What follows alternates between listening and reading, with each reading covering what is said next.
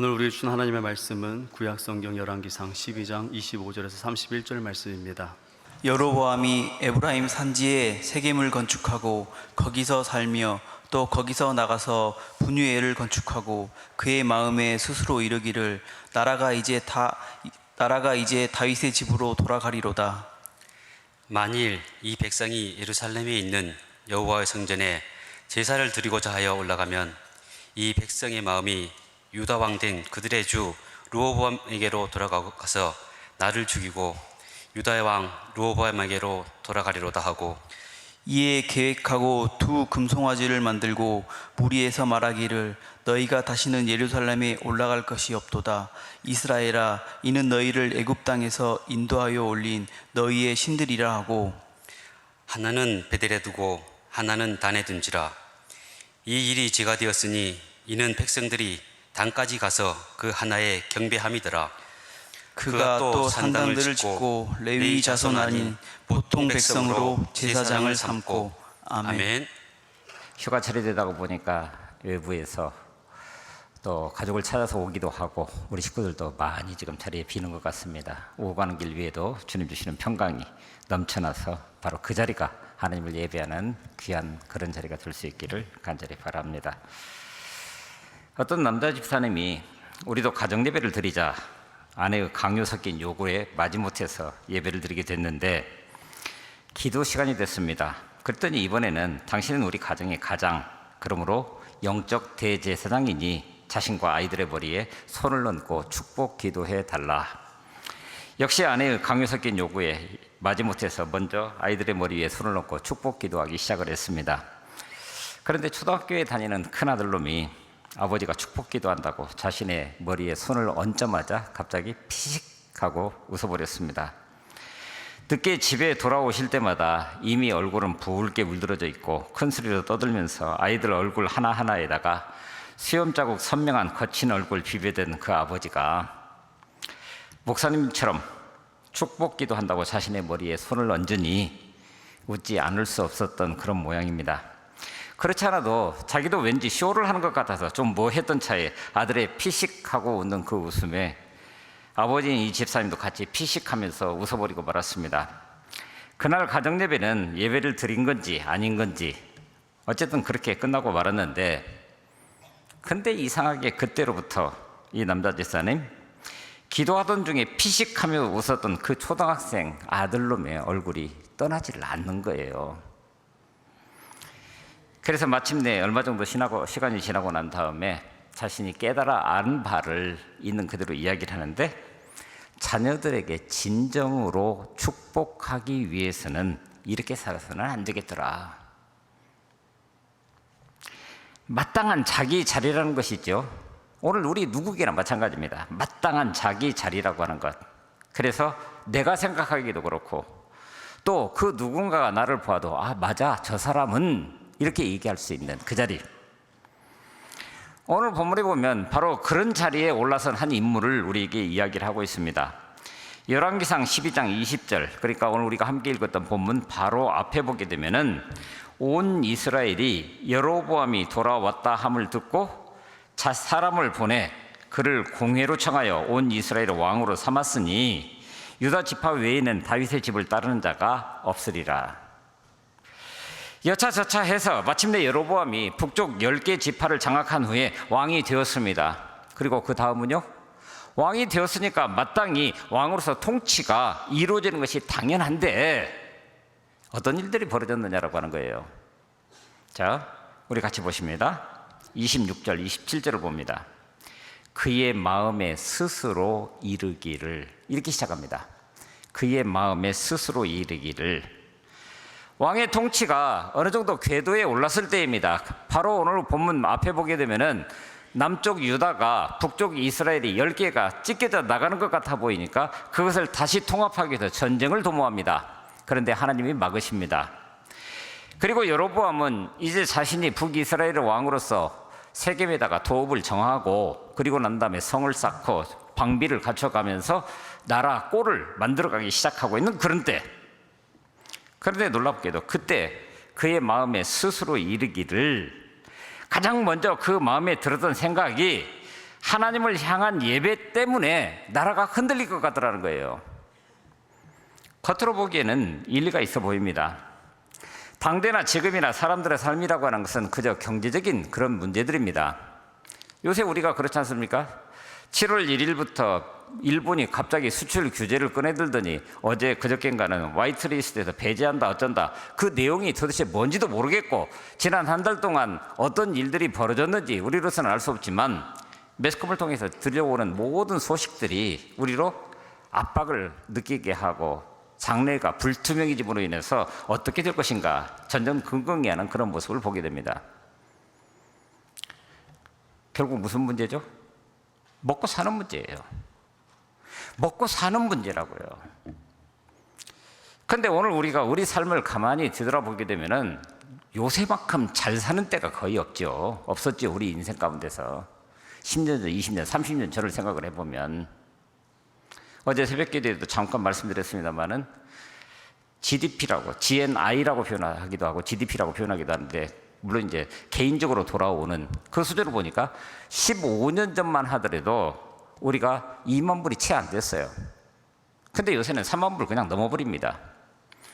그만큼 각자의 삶은 어땠을지는 모르겠지만 국가적으로는 굉장히 풍성한 상황을 누리고 있는데, 그러다가 보니까 갑자기 그런 생각이 들어요.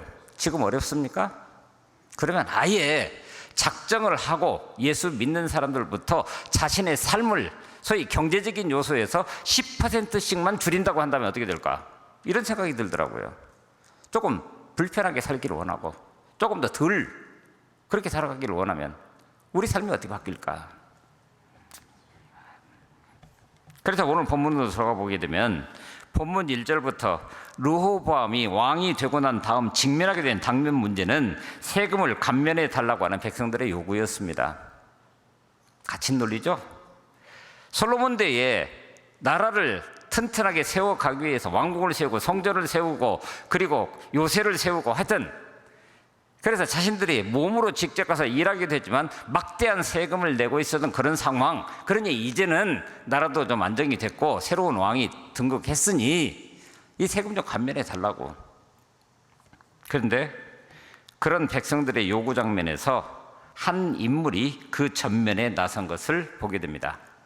2절부터 3절까지를 보게 되면은 느바시 아들 여로보암이, 전에는 솔로몬의 눈을 피해서 애굽으로 도망갈 수밖에 없었습니다. 솔로몬의 공사 현장에, 솔로몬이 이뤘던 수많은 공사 현장에 공사 감독으로 있었던 사람입니다. 그런데 어느 날 저 사람이 정적이 되기 시작하면서 쫓김을 받게 되고 애굽으로 도망가 있는데, 르호보암이 그 뒤를 이어서 왕이 되었다는 소리를 듣고도 아직 무서워서 돌아오지 못하고 애굽에 머물고 있는데, 3절에 보니까 무리가 사람을 보내서 그를 불렀더라. 그리고 여로보암과 이스라엘의 온 회중이 와서 르호보암에게 말하여 이르되 세금을 감면해 달라. 결국 이로 인해서 정치 역학관계로 보면, 그러니까 이 모든 일이 진행되는 과정 속에 하나님이 개입하셨다라고 하는 사실을 빼놓고 그냥 인간적으로 정치 역학관계로 보면 백성들을 선동해서 경제적인 면에 매달리게 하고, 그러므로 그 백성들의 마음을 빼앗아 신생 북왕국의 왕이 된 여로보암은 이번에는 역으로 백성들의 마음이 혹 다른 곳에 빼앗길 수 있는 가능성, 이걸 보게 된 거예요. 그게 뭐죠? 만일 이 백성이 예루살렘에 있는 여호와의 성전에 제사를 드리고자 하여 올라가면, 그러면 나라가 두 개로 나눠진 이유가 뭐냐라고 하는 거예요. 남쪽 유다하고 북쪽 이스라엘이 두 개의 나라로 나눠져 있는데 율법을 따라서 1년에 3차례 하나님을 예배하기 위해 모든 남자들이 그 앞에 나서야 한다면 도대체 남북 왕국으로 나누던 이유가 뭐냐라고 하는 거예요.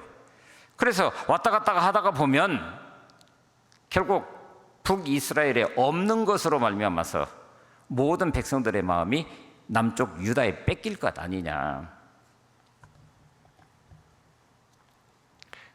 그런데 이 모든 일들이 어디서부터 비롯됐다고요? 11장 30절부터 32절까지를 보면 여로보암이 북쪽 10개 지파를 차지해서 왕이 된 것이 조금 전에 얘기했었던 정치 역학관계를 통해서 어떤 백성들의 마음을 뺏어서 왕이 된 것이 아니라 하나님께서 선지자 아히야를 통해서 보여주신 환상 그대로 옷을 12조각으로 쪼개고 10개를 여로보암의 손에 쥐어주면서 나머지 2개를 남겨놓고 10개는 네 거다, 이렇게 말씀하시지 않습니까? 그러므로 여로보암은 자신의 왕국이 하나님의 계획 가운데 있었다는 그 사실을 간직하고 있어야 됨에도 불구하고 자신을 지지하고 있는 것 같은 이스라엘 백성들이 힘이었다라고 생각을 했던 것 같습니다. 그러니 백성의 마음을 잃으면 왕권이 흔들릴 것이고, 그러니 그 백성을 지킬 방법을 찾아 나서는 겁니다. 이스라엘 회중이 하나님을 예배로 예루살렘을 오가다가 혹시 자신을 등질까 봐, 예배하러 갔다가 자신을 배신할까 봐, 그래서 어떻게 합니까? 28절, 29절을 보면 이에 계획하고 마음에 스스로 생각했던 그것을 이제 행동으로 옮기기 시작합니다. 그런데 계획적으로 움직여가고 있는 모습을 보게 됩니다. 그런데 놀랍게도 그 계획하고 행동으로 옮겼던 것이 자기가 누리는 것을 지키기 위해서 결정적으로 이 자기 것을 주신 그분을 버리는 그런 결과를 가졌다라고 하는 거예요. 아니, 인간적으로 보면 하나님을 버린 것은 아니지요. 나름의 방법을 찾아낸 거죠. 왜 솔로몬에게서 10조각을 빼앗아 자기에게 주셨는지 너무나도 잘 알면서도 어리석은 길을 택합니다. 그래서 종교를 바꿉니다. 그런데 그 일의 결론이 30절에 보니까 이 일이 죄가 되었다. 이는 백성들이 단까지 가서 그 하나님께 경배함이니라 라고 이야기를 합니다. 보십시오. 여로보암이 하나님을 섬기지 않은 것이 아닙니다. 인간의 생각, 인간의 방법, 그러니 하나님을 섬기면서도 인간적인 길을 가지고 하나님을 섬긴다라고 얘기를 한 거예요. 비슷하게, 그러나 전혀 다른 길을 가고 있음에도 불구하고. 그래서 28절 이에 계획하고 라고 하는 그 말이 이제는 하나님을 향한 예배까지도 자신이 디자인하고자 합니다. 신앙생활의 원리라고 하는 것은 사실 하나님이 디자인하신 것입니다. 그래서 모세를 통해서 율법을 주셨을 그때에도 성막은 구체적으로 이렇게 짓고, 그리고 그 성막에 가서 하나님 앞에 예배하기 위해서는 제사하기 합당한 거룩함은 이래야 하고, 그리고 그렇게 하나님을 예배하는 백성들의 삶은 이래야 한다. 이게 율법 아닙니까? 하나님이 전부 다 디자인해 주신 것입니다. 그리고 그 디자인하신 대로 이스라엘을 지금까지 이끌어온 거예요. 그런데 여로보암이 다른 것을 계획하고 디자인합니다. 2 금송아지를 만들었습니다. 그리고 그 금송아지를 보고 뭐라고요? 이스라엘아, 이는 너희를 애굽 땅에서 인도하여 올린 너희의 신들이라. 신이 아니고요, 신들. 왜요? 2 마리의 황금 소를 만들어 놓고, 황금 송아지를 만들어 놓고, 하나는 베드에 하나는 단에 두었기 때문에, 그러면 신이 하나입니까? 2개입니까? 자, 인간적인 생각이에요. 그런데 이 표현을 우리가 어디선가 익숙하게 들었던 표현 아닙니까?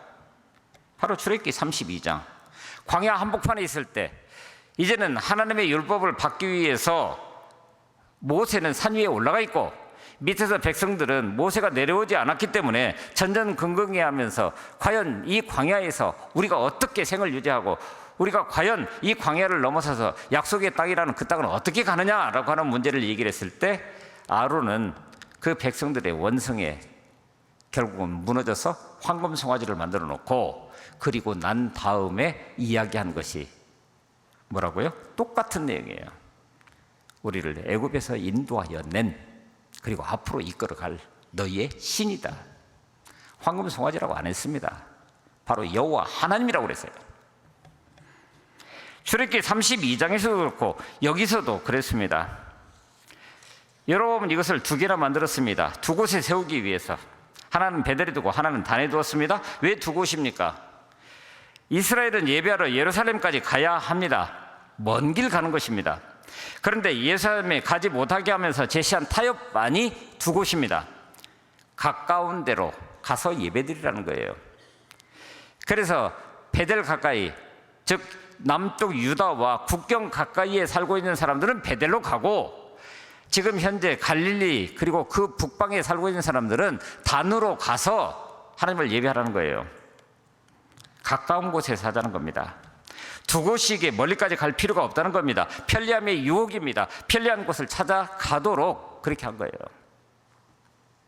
그런데 여러분, 신앙생활은 편리하게 하면 안 됩니다.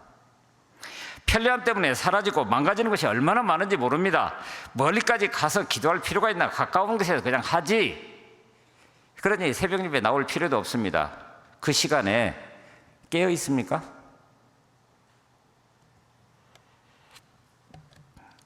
예수 믿는 것 자체가 어쩌면 저나 여러분 세상과 달리 불편하고자 작정하고 뭔가를 하는 것 아닙니까? 자, 우리 생각해 보십시다. 어젯밤 편안히 주무셨습니까? 열대야가 지속되고 있어서 밤새도록 선풍기를 꼈다 켰다, 에어컨을 켰다 켰다 뒹굴뒹굴 하다가 제대로 잠도 들지 않고 몽롱한 채로. 그런데 지금 이 시간에 우리가 왜 여기 있냐고요. 예수 믿지 않는 사람이라고 한다면 지금 어디 있을까요? 여름을 피해서 어딘가에 가서. 그런데 왜 여기 와 있는 겁니까? 예수 믿는 것이기 때문에. 그래서 여기 온다고 해서 뭐 더 시원한 것도 아니고. 그런데 오늘 우리는 하나님을 예배한다라고 하는 그 하나로 인해서 자신의 삶의 모든 불편한 부분 다 내려놓고, 그래서 우리가 여기 서 있는 것 아닙니까? 예수 믿는 건 그런 거란 말이에요. 그런데 한번 편리한 길을 찾아가다가 보니까, 그리고 한번 마음먹은 것이 눈앞에 드러나게 되면은 이제는 거칠 것이 없게 됩니다. 그래서 31절을 보니까 그가 또 산당을 짓고, 그렇죠? 예루살렘 성전은 못 가니까 여기에 그 성전을 대신할 뭔가가 필요한데 솔로몬 이후에 싹 없앴던 그 산당들을 짓고 레위 사라 자손 아닌 보통 백성으로 제사장을 삼고, 그 자신이 디자인을 하면서 하나님의 법을 바꾸어 버린 것입니다. 거룩하게 구별한 것을 아무나 할 수 있는 것으로 전락시켜서 거룩이 아닌 것으로 스스로 누구라도 느낄 수 있도록 그렇게 만들어버렸다라고 하는 거예요. 심지어 대대로 이어진 절기까지 32절과 33절을 보면은 8째 달 곧 그 달 15째 날로 절기를 정하여 유다의 절기와 비슷하게 하고, 8째 달이 아니죠. 여기서 중요한 것은 비슷하게 했다라고 하는 것입니다. 비슷하기는 한데 말씀에 어긋나는 일입니다. 자기 마음대로 정한 것입니다. 비슷한 것은 비슷한 것일 뿐이지 진짜는 아닙니다. 그런데 오늘 우리도 때때로 그러죠. 어쩌면 지금 세상이 우리 누구라도 다 알고 있는 것처럼 교회나 그리스도인들이 세상에서 신뢰를 받지 못하고 있다, 뭐 그런 평가를 받습니다. 왜 그럴까요? 비슷하게 살고 있기 때문에 그렇습니다. 그리스도인이 그리스도인답기보다도 세상과 비슷하게 살아갑니다. 예배하는 것 같은데 비슷하고, 무언가에 헌신하는 것 같은데 비슷할 뿐 같지는 않다는데 혹시 문제가 있는 것 아닐까? 지난 수요일 날 그때 말씀드렸던 것 같은데, 어떤 목사님 가정과 함께 같이 하면서 이야기를 나누던 중에 우리 현대인들의 예배드리는 모습, 자기 할 일 다 하고 시간 남으면 교회 간대요. 예배하러 온대요. 시간 남으면. 그래서 이제는 세상을 향해 나아가서 전도해야 되는 시대가 아니라 교회 안에서 성도가 성도 간에 전도해야 하는 그런 시대가 왔다, 이렇게 평가를 합니다. 교회 안에 그만큼 불신자들이 많다라고 하는 거예요. 예수를 믿는다고 하면서도 예배를 그만두는 사람들, 믿다가 사람에게 실망한 사람들, 그러면서 교회가 이래서야, 믿는 사람이 그래서야 그럽니다. 늘 나는 예외입니다. 신방하다 보면 시험에 들어있는 그런 교우들을 만나게 됩니다. 신방하고 나서 돌아와서 하게 될 때 그때 같이 동행했던 분들이 하시는 말씀이 대체적으로 이렇습니다. 목사님, 저분이 저래도 옛날에는 그 믿음이 대단했습니다. 기도도 많이 했고요. 그런데 어떤 연인지는 몰라도 시험을 받아서 저런 거예요. 그런 말을 들을 때마다 마음 한켠이 씁쓸합니다. 왜냐하면 본래 그분이 믿음이 대단했는데 시험이 들어서 믿음이 없어진 것이 아니라 처음부터 사실은 믿음이 없었던 거예요. 처음부터 믿음 비슷한 것을 품고 있었을 뿐입니다. 여러분, 믿음이란 게 뭡니까? 오늘 우리 스스로가 찾아내서 이론적으로 확증해서 이것은 내 것이다 라고 내가 믿음을 간직한 겁니까? 아니요. 믿음은 철저하게 하나님께서 우리에게 주신 선물입니다. 그래서 믿어지는 은혜인 거예요. 그래서 사도 바울은 고린도전서에서 그렇게 말하지 않습니까? 성령으로 아니하고는 예수를 주시할 수 없다고. 근데 우리는 예수를 주시라고 합니다. 그러면 성령 하나님이 이미 우리 마음을 감동시켜서 우리에게 믿음을 주신 거예요. 그래서 성경에는 믿음을 정금 같다라고 얘기를 합니다. 정금은 변하지 않습니다. 진흙에 파묻어둬도 정금이고 망치로 두들겨서 모양은 형태는 달라졌을지 모르지만 그러나 그 금은 여전히 금인 거예요. 우리 믿음이 그래야 하는 겁니다. 결국 여러분에게 있어서 하나님을 예배하는 일까지도 정치적으로 해석하게 되면서 그래서 한마디로 이런 거죠. 분열되어서 남남이 되어버린 남한국과 관련된 그 어떤 것도 기억나지 않을 수 있도록, 그러니까 여기가 좋다는 거예요. 여기서 하면 된다는 거예요. 그런데 여러분, 바로 그런 생각이 들 때, 그래서 그것을 계획하고 행동으로 옮겼을 때, 그때 어떻게 해야 돼요? 바로 그때가 여로보암 그가 처음 왕으로 세워질 거라는 이야기와 함께 실로 사람 선지자 아이야를 통해서 들려주셨던 하나님의 음성이 귀를 기울여야 하는 그때라는 거예요. 자, 그가 솔로몬 공사 현장에, 솔로몬이 일으킨 공사 현장의 공사 감독이었습니다. 그런데 어느 날 은밀하게 선지자 아이야가 바로 여로보암을 부릅니다. 그래서 환상 가운데 12조각으로 옷을 찢어서 10개를 쥐고 나머지 2개는 이것은 다른 몫이다. 이게 네 거다. 그러면서 말씀하십니다. 열왕기상 11장 37절부터 38절을 보니까 내가 너를 취하리니 너는 내 마음에 원하는 대로 다스려 이스라엘 위에 왕이 되되, 다스리라는 거예요. 10조각 10개 지파를 마음껏 다스리라는 거예요. 그런데 네가 만일 내가 명령한 모든 일에 순종하고 내 길로 행하며 내 눈에 합당한 일을 하며 내 종 다윗이 행함같이 내 율례와 명령을 지키면 내가 너와 함께 있어 내가 다윗을 위하여 세운 것 같이 너를 위하여 견고한 집을 세우고 이스라엘을 내게 주리라. 무슨 말입니까? 여로보암이라고 하는 사람, 이 사람의 이름의 뜻, 백성이 번성함이라고 하는 뜻입니다. 그런데 안타깝게도 그의 관심은 백성이 번성하는 데 있었던 것이 아니라 자신에게 모아졌고 결과적으로 자신의 그것을 지키기 위해서 주셨던 그분을 버렸다는 데 있어요. 로보암의 이름 역시 백성을 번성케 함이라고 하는 뜻입니다.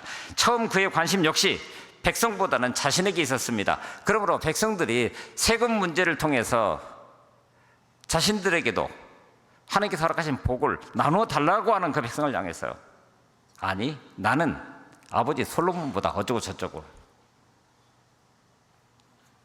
그러니 하나님의 말씀에 순종했다라고 한다면 민족적인 위기를 극복할 수 있었으면 물론 자신과 백성들을 하나님 앞에 온전히 세울 수도 있었는데 남북왕 둘 다 그 다음에 어떻게 되죠? 여로보암으로 인해서 열왕기서를 비롯한 역대기, 상하, 소위 역사서 전체를 보게 되면은 새로운 길이 하나가 더 나는 것을 보게 됩니다. 바로 여로보암의 길입니다. 그래서 15장 34절 같은 데 보면 바아사가 여호와 보시기에 악을 행하되 여로보암의 길로 행하며 그가 이스라엘에게 범하게 한 그 죄 중에 행하였더라. 무슨 길로 행했다고요? 여로보암의 정책은 후대 왕들도 계속 답습해가면서 여로보암의 길이라고 하는 죄악의 모델이 되었고 자신의 지방과 왕국을 결국은 멸망으로 스스로 이끌고 맙니다. 그래서 역사서를 읽어가다 보면 두 개의 길, 잘 아시는 대로 여로보암의 길, 또 하나 다른 길은 다윗의 길입니다. 하나는 저주스러운 길이고 또 하나는 하나님께서 인정하시는 복된 길로 이어져 갑니다. 그래서 오늘 우리는 이런 본문을 함께 읽으면서 하나님께서 우리에게 주시는 메시지를 들을 수 있어야 됩니다. 우리도 길을 만드는 사람입니다. 그렇게 부름받았기 때문에. 그런데 나는 지금 어떤 길을 걷고 있으면서 또 그 길을 어떻게 만들어가고 있습니까? 누구나 뒤따라와도 될 만한 그 많은 길을 지금 내가 걷고 있고 또 만들어가고 있습니까? 하나님께서 허락하신 것을 빼앗길까 봐 걱정했던 여로보암은 자신의 길, 잘못된 길을 만들었습니다. 그 길로 오는 모든 사람들이 멸망으로 갔습니다. 그렇게 빼앗기고 싶지 않았던 왕권은 2대를 못 갔습니다. 22년간 여로보암이 갔었던 그 길을 뒤따라갔던 아들 나답은 2년 만에 바하사에게 죽고, 그 바하사는 조금 전에 15장 34절에서 제가 읽어드렸던 그 바하사입니다. 여호와 보시기에 악을 행하되 여로보암의 길로 행하여, 여로보암의 길로 행한 그 사람이 여로보암의 길로 가고 있었던 여로보암의 아들을 끝장내버린 거예요. 그리고 여로보암의 왕가는 문을 닫습니다.